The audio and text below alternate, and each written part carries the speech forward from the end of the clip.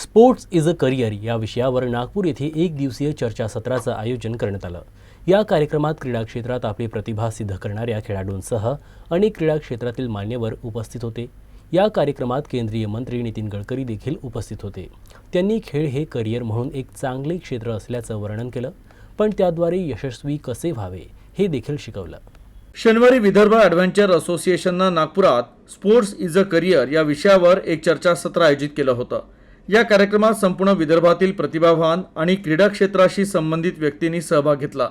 या कार्यक्रमात क्रीडा क्षेत्रातील करिअर या विषयावर विस्तृत चर्चा करण्यात आली। या विषयाची माहिती सविस्तरपणे मांडण्याकरता मार्गदर्शन करण्यात आलं। क्रीडा क्षेत्र हे एक चांगलं करिअर कसं बनू शकतं यावर उपस्थित तज्ञांनी मार्गदर्शन केलं।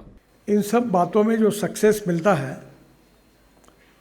उन ज़्यादातर लोगों के लिए वो टेम्परेरी फेज़ होता है, परमानेंट फेज़ किसके लिए नहीं होता। इसलिए जो आज का अच्छा खिलाड़ी है वो कल जब रिटायर्ड हो जाता है तो स्वाभाविक रूप से उसकी ब्रांड वैल्यू कम हो जाती है, और इसलिए स्वाभाविक रूप से करियर का अर्थ यही होता है कि रिटायर्ड होने के बाद में भी उसका जीवन वो ठीक प्रकार से चला सके। तो इसलिए हमें परमानेंट अगर इसको सोचना है तो करियर बनाओ। और करियर बनाने में मैं वैसे फाइनेंशियल कंसल्टेंट नहीं हूँ, चार्टर अकाउंटेंट नहीं हूँ, पर आज फाइनेंशियल एक्सपर्ट हूँ। मैं 5-5 लाख करोड़ के काम बिन पैसे से करता हूँ, तो मुझे पता है कि हाउ टू गेट इट डन। अब मैं नागपुर में, मेरी बहुत इच्छा है कि नागपुर में 300 स्टेडियम खेलने के बनाना है। या कार्यक्रमात प्रमुख पाहुणे म्हणून केंद्रीय मंत्री नितीन गडकरी देखील उपस्थित होते। त्यांनी या विषयावर सविस्तरपणे भाष्य केलं। आपल्या माध्यमातून नागपुरातील क्रीडा क्षेत्राला चालना देण्याकरता सातत्यानं प्रयत्न केले जात असल्याचं गडकरी म्हणालेत। आपण नागपुरात 2 क्लब उघडणार आहोत, जिथे अनेक खेळांमध्ये प्रशिक्षण दिलं जाईल, असं गडकरी म्हणाले। पुढे ते म्हणाले की खेळ हा करिअर म्हणून उत्तम पर्याय आहे, पण त्यासाठी काही महत्त्वाच्या गोष्टींची काळजी घेणं देखील महत्त्वाचं आहे।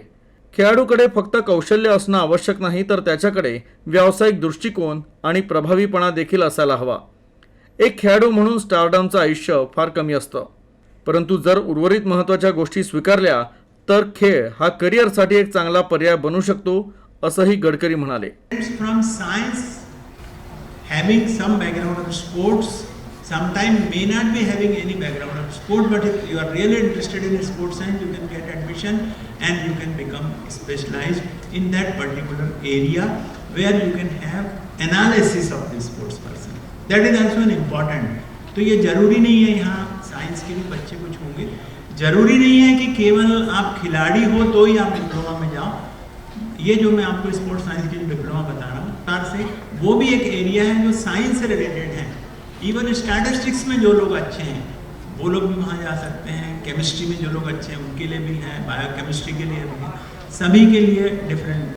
या कार्यक्रमात तज्ञांनी उपस्थितांना क्रीडा व्यवस्थापनावर मार्गदर्शन केलं।